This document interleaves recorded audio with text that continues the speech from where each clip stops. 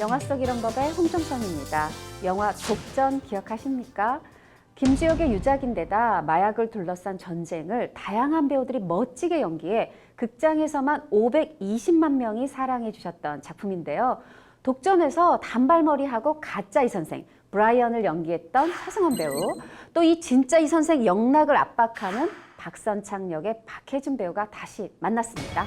도끼 싹 빼고 웃음 넘치는 코미디로 만난 모습, 따뜻한 인간미로 형제가 된 두 배우의 모습을 보실 수 있는 영화인데요. 어떤 영화인지 허윤 변호사와 얘기 나눠보겠습니다. 어서 오세요. 안녕하세요. 네, 오늘의 영화 소개해 주시죠. 영화 럭키의 이계벽 감독, 자신이 가장 잘하는 전공 분야에 또 도전했습니다.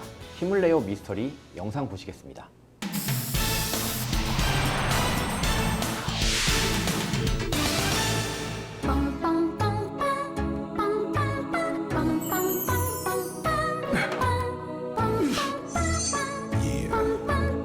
이 사랑을 막을 수 있는 건 오직 죽음의 신 아데스.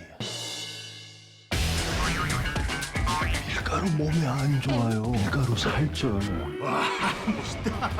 죄송합니다. 뻑뻑이 댕. 특별아, 인사드려. 아빠야. 내 딸이라고. 힘이 너무 세. 나가 어려보다 몸을 정도 잘 써가지고. 아저씨 비켜요. 아니 너 아픈 애가 지금 어딜 가는 거야? 우리 특별히 들어간 거 아니에요? 뭐야? 뭘 이렇게 많이 사? 150만 원 일시불. 엄청 많이 먹었어. 돈 좀 있나? 깡패야? 아니야. 같이 깡패구나. 사람 하나만 찾아서 서울로 좀 보내도. 하는 게 너무 힘들어요.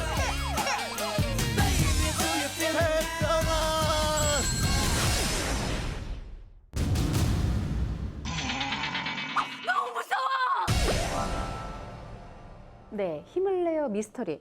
뭐 많은 분들이 줄여가지고 힘내리 이렇게도 얘기를 하시던데 영화 어떻게 보셨어요?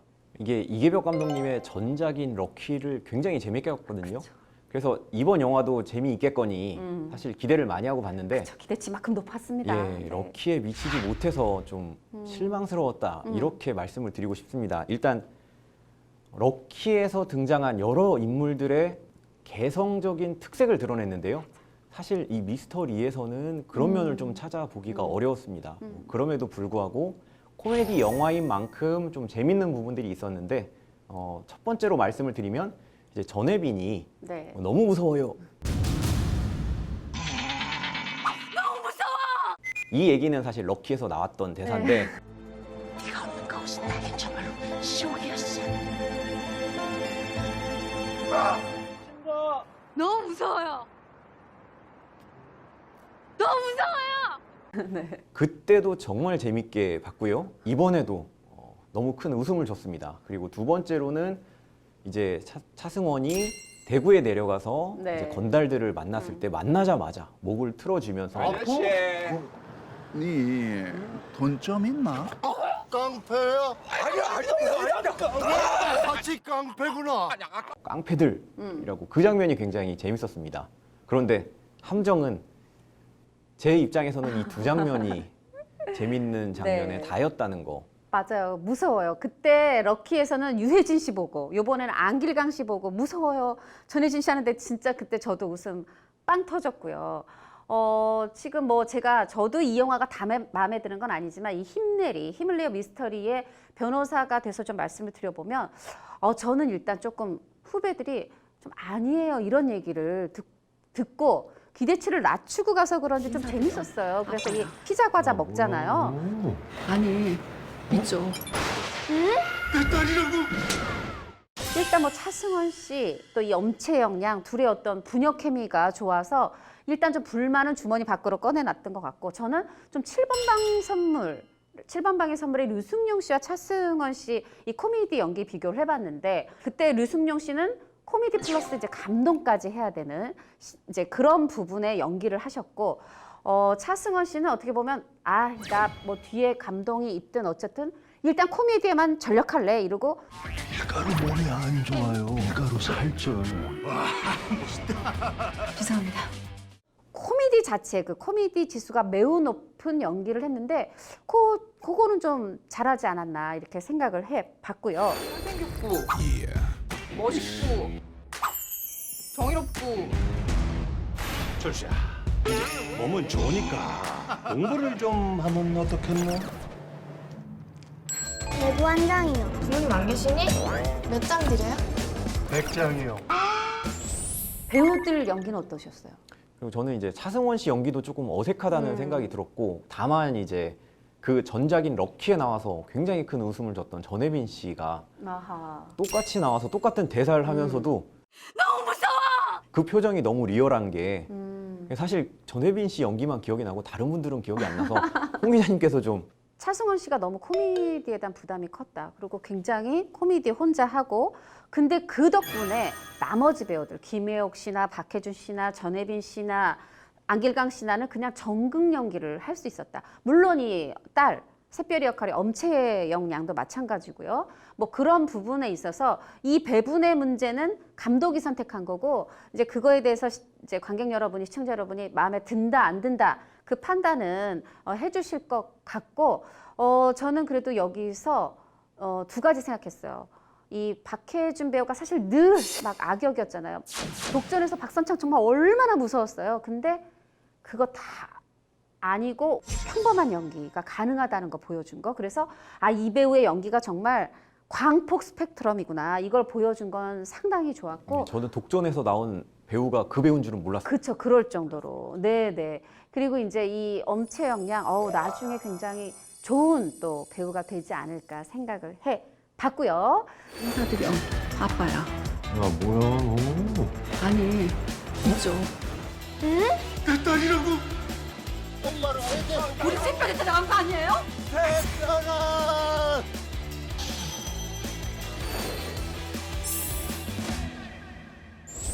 처음에 시작이 갑자기 이제 길거리에 우리 철수 씨가 서 있는데 이 장모죠. 말하자면 나중에 보면 김혜옥 씨가 와서 막 길 알려달라고 하더니 막 다짜고짜 병원으로 가요. 이거 아무리 뭐 장모와 사이 관계라고 할지라도 이거 좀 문제 있는 거 법적으로 문제 있는 행동 아닌가요? 납치에 해당이 되고요. 예. 사실 형법에는 납치라는 단어는 없습니다. 형법 제276조에는 체포 감금죄라고 규정이 되어 있는데요.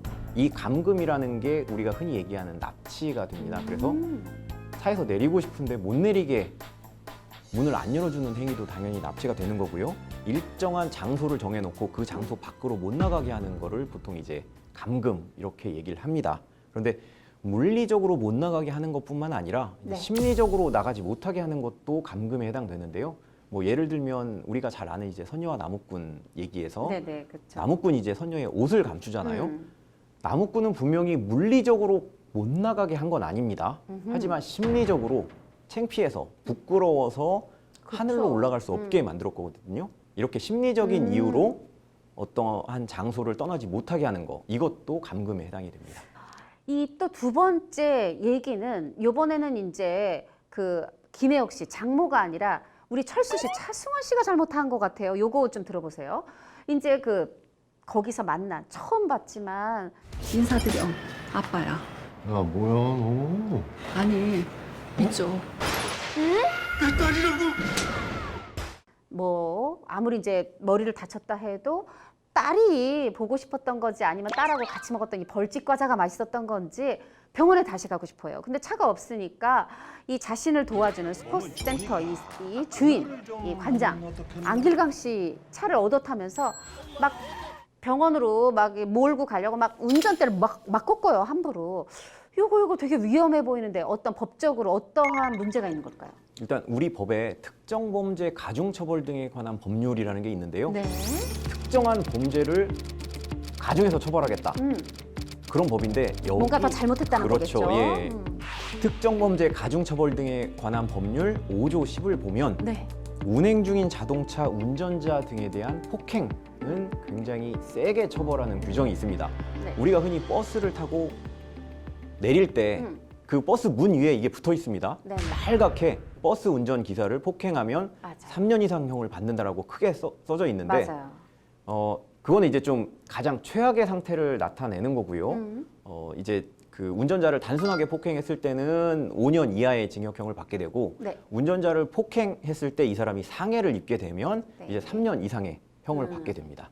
이 영화에서는 밀치면서 핸들을 꺾었기 때문에 그쵸. 이 경우에는 이 좀 전에 말씀드린 그 법 위반이 되어서 처벌받을 가능성이 높습니다. 아하, 그렇군요. 근데 조금만 좀 참작해 주시면 안 돼요? 왜냐면은 이게 과자 먹고 싶어 가는 것처럼 보이지만 사실은 딸 10년 만에 만난 딸을 보러 가는 거잖아요. 그래도 어떻게 좀 안 될까요? 아마 이 행위 자체는 그 위법성 조각 사유로 보기보다는 아마 네. 책임 조각 사유로 보는 게 맞을 것 같습니다. 네. 일단 차승원 씨의 행위 자체는 범죄가 성립을 했습니다. 범죄 행위에 해당하기 때문에 범죄가 성립을 했는데 우리가 외부적으로 좀 봐줄 상황이 있는지 네. 아니면은 개인적으로 개별적인 특성이 있기 때문에 좀 봐줘야 되는 건지 네. 앞에 거를 위법성 조각 사유라고 하고 뒤에 걸 이제 책임 조각 사유라고 조각 하는데요. 사유. 차승원 씨 같은 경우는 정신 지체 상태에 있습니다. 사고를 당해서 이 경우에 우리 형법 제10조는 좀 감경해서 처벌하도록 규정이 돼 있는데 아마도 차승원 씨는 이 형법 10조에 따라서 좀 가볍게 처벌을 받거나 아니면 처벌을 안 받게 되거나 둘 중에 하나일 것 같습니다. 아하, 그러니까 딸을 만나러 간 이 부분보다는 좀 심신미약 요쪽이 되겠군요. 예. 자, 여기서 또 질문 들어갑니다. 여기 이제 정말 이게 피가 물보다 진한 건지 이 두 사람이 이 철수와 새별이가 금세 친구가 돼요. 또 정신 연령도 비슷하고 어떻게 보면 거꾸로 나이는 어리지만 이 몸은 아픈 새별이는 애어른이에요. 그리고 오히려 몸은 건장하지만 이 철수 씨는 또 아이 같고 이 두 사람이 서로의 어떤 부족한 부분을 반반씩 보완해 가면서 무사히 대구까지 갔는데 도착해서 이 돈좀 있나? 깡패야? 같이 깡패구나. 뭐야, 뭘 이렇게 많이 사? 150만 원 일시불. 엄청 많이 먹었어. 3인조 이 날강도 같은 사람들이 나타나는데 여기서 우리 철수 씨의 카드 그냥 동생 영수 씨가 이 박해준이 연기했죠.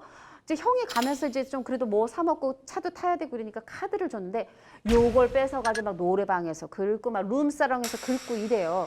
요요요 3인조가 카드 함부로 긁은 거 어떤 죄를 받을 수 있을까요? 일단 사기죄 성립이 가능한데요.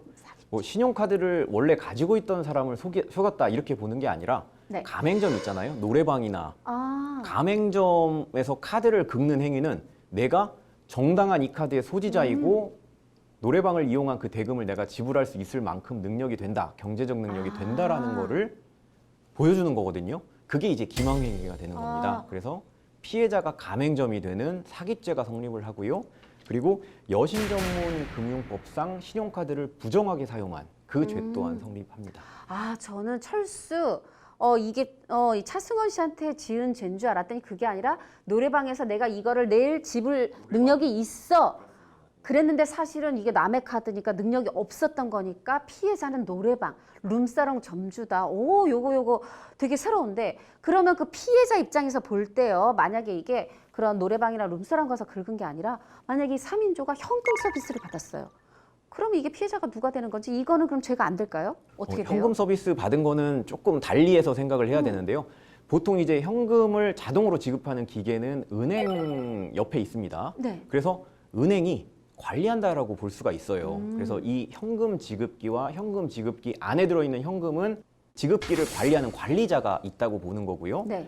관리자의 지배하에 현금이 있는데 이 관리자의 지배하에 있는 현금에 그 지배 자체를 배제를 하고 네. 내 지배, 그렇죠. 내 지배 상태로 옮기는 거거든요. 그렇기 그러네요. 때문에 이게 절도죄가 되는 것이고 사기죄가 되는 것은 아닙니다. 절도죄가 되는군요. 그때는 아하, 노래방에서 한 거는 사기죄인데 현금 서비스 뽑으면 절도죄다. 오호.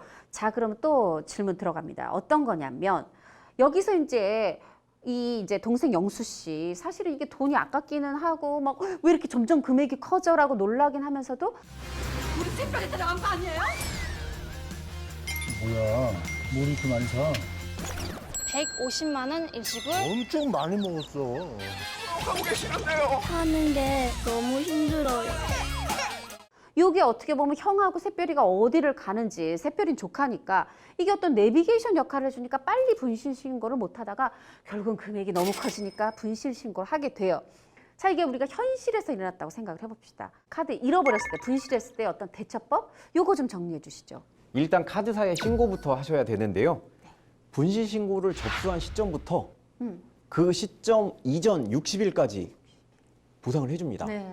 이게 분실 신고를 한 시점부터 해주는 게 아니라 그 전에 한 60일. 것도 오. 보상을 해주기 때문에 언제 이 신고를 했느냐가 굉장히 중요하고요. 그런데 뭐 카드사가 바보는 아니지 않습니까? 모든 걸 다 배상해 주는 건 아니고요. 네. 카드에 서명을 하지 않거나 카드 관리 소홀 또는 대여, 양도 이런 사정이 보이면 당연히 아하. 보상을 안 해주는 거고, 그리고 영화와 같이 카드를 분실했다는 점을 알고 있음에도 불구하고 정당한 이유가 없는 상황에서 분실 신고를 안 하면 아하. 또 보상을 안 해줍니다. 영화 같은 경우는 좀 정당한 이유가 될 수도 있고 좀 되지 않을 수도 있고 애매한 부분이라서 네. 실제로 이 부분은 만약에 이 사건이 이 상황이 법원으로 가서 다투지게 되면 굉장히 치열한 다툼이, 정당한 이유냐 아니냐를 놓고 아하. 굉장히 치열한 다툼이 발생할 것으로 생각이 됩니다. 그렇죠. 뭐 카드사가 당연히 이제 그쪽도 대응 방침이 있겠죠. 내가 만약에 오늘 잃어버려 놓고 카드 분실했어요. 그리고 60일 전 거부터 쓴 거 다 안 내려고 하면 당연히 안 통할 테고, 아니면 내가 사실 카드 잃어버린 거 알면서 일부러 신고 안 했으면 그 사이에 발생한 어떤 부정 사용, 이거 당연히 책임져 주지 않겠죠. 그렇겠다 싶고, 자, 요번에는 좀 이 카드 사용 문제 말고 다른 분야로 좀 질문을 옮겨가 볼게요. 뭐냐 하면 여기서 이제 우리 철수가 배가 고파요. 그랬더니 막 거기서 돈도 없으면서 어묵을 엄청 먹으니까 옆에서 이 술 한 잔 걸치면서 어묵 먹던 성지루 씨가 아주 착하게 다시 막 내가 돈 대줄게 해요. 그래서 이제 무전 취식 요거는 좀 면하는데, 여기까지는 괜찮은데 그 다음에 좀 문제 상황이 생기는 것 같아요. 뭐냐면 이제 이승엽 사인볼 지금 엄청 구하려고 애를 쓰잖아요. 그랬더니 성지루 씨가 내가 이승엽 집 데려다 줄게 하고서 운전을 하는데 좀 아까 술 먹었잖아요. 그래서 또 경찰 음주 단속에 딱 걸려요. 차승원 씨는 나는 빨리 샛별한테도 가야 되고 이승엽 씨 막 선수 막 집도 찾아가야 되니까 내가 음주운전한 건 아니니까 하고 내려가지고 막 도망가거든요. 근데 막 경찰이 쫓아와요. 그래서 전 보면서 요새 음주운전 방조하면 그것도 처벌되니까 이렇게 내려서 도망가니까 그 음주운전 방조죄 처벌하려고 좀 따라가나 했는데 지금 이게 어떻게 된 상황이라고 봐야 될까요? 말씀하신 대로 음주운전 방조죄 때문일 수도 있습니다. 사실 운전자가 음주를 했는데 그것을 묵인한 동승자도 이제 처벌이 됩니다. 네. 그런데 실제 처벌된 경우를 보면 영화하고 조금 다른데요. 네. 그 실제 처벌된 사례를 보면 음주운전을 할 것을 알면서도 차 키를 주면서 적극적으로 운전을 하라고 시키거나 아니면 음주운전을 하도록 권유를 하거나 오히려 음주운전을 해도 괜찮다라고 독려를 하는 경우가 있습니다. 이런 경우에만 실제로 처벌이 됐기 때문에 아마 차승원 씨 같은 그 정도 수준이라면 음주운전 방조로 처벌되긴 조금 어렵고요. 아하. 사실 이제 차승원 씨가 차에 내려서 도망을 치는데 도망을 치는 사실은 이제 샛별이를 찾아서 가는 건데 이걸 이제 경찰이 도망을 친다라고 판단을 할 수도 있습니다. 이랬을 때 아마도 음주운전 방조죄라고 경찰이 생각을 했다면 차승원 씨는 이제 현행범 내지는 준현행범이 될 텐데요. 네. 현행범은 실제로 범죄를 하고 있는 중이거나 아니면 범죄를 끝낸 바로 그 직후인 사람을 수사기관, 형사나 뭐 경찰관이 실제로 쫓아갈 때 네. 그때 이제 현행범이라고 보는데요. 아하. 사실 차승원 씨는 그 범죄 장소에서 조금 떨어졌습니다. 이미 뭐 상당히 떨어져 있는 그렇죠. 도망갔으니까요. 이런 경우에는 이제 준현행범으로 취급이 될 수가 있는데 준현행범 규정을 보면 네. 범인으로 호칭되어서 쫓기고 있는 자를 이제 준현행범이라고 봅니다. 그래서 아마도 차승원 씨는 이 준현행범에 준해서 현행범 체포가 된 게 아닐까라고 생각을 하고요. 설령 체포를 했다라고 해도 이 수사기관, 경찰관 등은 미란다 원칙을 고지를 해야 됩니다. 미란다 그렇죠. 원칙이라는 건 뭐 영화나 드라마에서 많이 그렇죠. 보셨다시피 체포를 하면서 왜 체포를 했는지 변호사를 선임할 권리가 있고 진술을 거부할 권리가 있고 이 세 가지를 얘기를 해야 되는데 네. 영화상으로는 이 세 가지가 전혀 안 나왔습니다. 그렇기 때문에 이 체포 절차 자체가 위법한 체포로 규정이 되어서 효력이 없을 수도 있습니다. 아, 그러면 이게 절차 자체가 체포가 위법한 체포다라고 한다면 요새 이렇게 내가 뭔가 이렇게 억울한 일을 당하면 이런 걸 뭔가 손해배상을 청구할 수 있잖아요. 뭐 그게 뭐 지자체가 됐든 뭐 경찰서가 됐든 나라가 됐든 어디다가 손해배상 청구할 수 있을까요? 혹은 손해배상 자체가 가능할까요? 예, 일단은 손해배상은 가능하고요. 아. 이게 경찰관이 위법한 직무집행으로 인해서 발생한 거기 때문에 경찰은 이제 국가에서 월급을 받는 그런 공무원이지 않습니까? 네, 그렇기 그렇죠. 때문에 국가에 배상 청구를 할 수가 있는 거고요.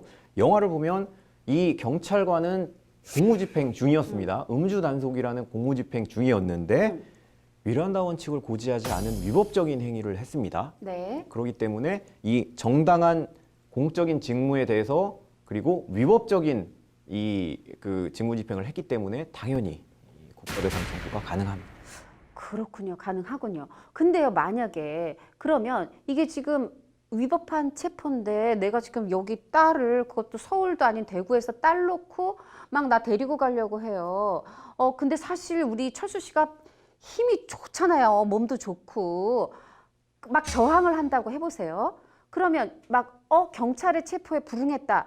이래가지고 공무집행 방해죄로 혹시 처벌될 수도 있을까요? 이 공무집행 방해죄라는 거는 요건을 보면 정당한 공무라는 조건이 있습니다. 그래서 정당한 공무를 하고 있는 공무원의 그 집행을 방해했을 텐데 영화에서 보면 이제 위법한 체포를 하지 않습니까? 이거는 이제 정당하지 않은 직무집행이 되는 거죠. 사실 정당하지 않은 직무집행을 하는 경찰관이라면 이 사람은 공무원으로 보기보다는 일반 사인으로 보는 게 좀 타당합니다. 그래서 그 사인이 내 권리를 침해를 하는 거잖아요. 나의 자유, 신체를 그렇죠. 구속하는 거기 때문에 현재의 부당한 침해에 해당이 되고 그럴 경우에 내가 내 신체의 자유를 위해서 저항하는 것, 이걸 바로 정당방위라고 하거든요.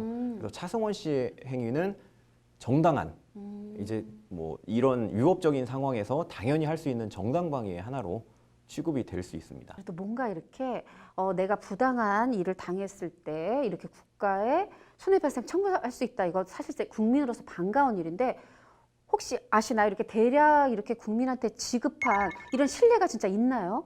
굉장히 많이 있고요. 아하. 최근 5년간 약 한 30억 정도라고 됩니다. 30억. 예, 공무원의 잘못된 직무집행으로 인해서 국민들에게 손해배상한 게 30억이라는 거는 이 건수도 좀 될 거고요. 그리고 금액도 적지 않은 거기 때문에 수사기관들이 좀 더 조심을 해야 되지 않을까 생각입니다. 네, 수사기관도 조심해야 될 것 같고 제가 또 하나의 팁 드릴게요. 뭐냐면 제가 들은 얘기인데 어떤 여성분이 이제 길을 가다가 넘어졌어요. 근데 다리가 부러진 거예요. 근데 그 왜 넘어졌느냐? 이렇게 무슨 공사를 하고 있었는데 주변에 이렇게 울타리가 쳐져 있거나 공사 중 이런 안내 표지판이 없었다는 거죠. 그래서 시청에 전화를 걸었대요. 내가 이러이러해서 넘어졌고 다리 부러졌다. 그랬더니 이거를 병원비 전체 이런 부분을 배상을 해줬다고 하더라고요. 그래서 시청자 여러분께서 이런 어떤 부당한 내가 체포를 당했을 때도 국가에 배상을 청구할 수 있고 이렇게 어떤 공사 안내 표지판이 없는데 넘어졌을 때 이런 것도 배상 받을 수 있다. 이런 것도 알아두셨으면 좋겠고 이 영화 속 이런 법은 법에 대해서도 쉽고 재밌게 풀어드리지만 이런 좀 실생활의 팁도 알려드리고 싶은 마음이 있다는 거를 좀 말씀드리고 싶네요. 오늘은 또 여기까지 얘기 나눠보겠습니다. 고맙습니다.